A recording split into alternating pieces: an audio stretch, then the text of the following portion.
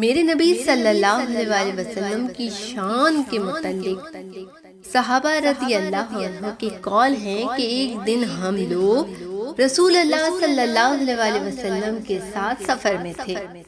میرے پاس ایک لوٹا تھا، اس میں پانی تھا۔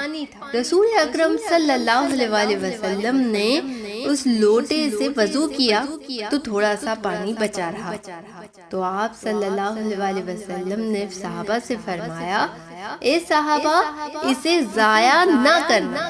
کیا فرمایا کہ صحابہ اس پانی کو ضائع نہ کرنا، یہ آگے کام آئے گا۔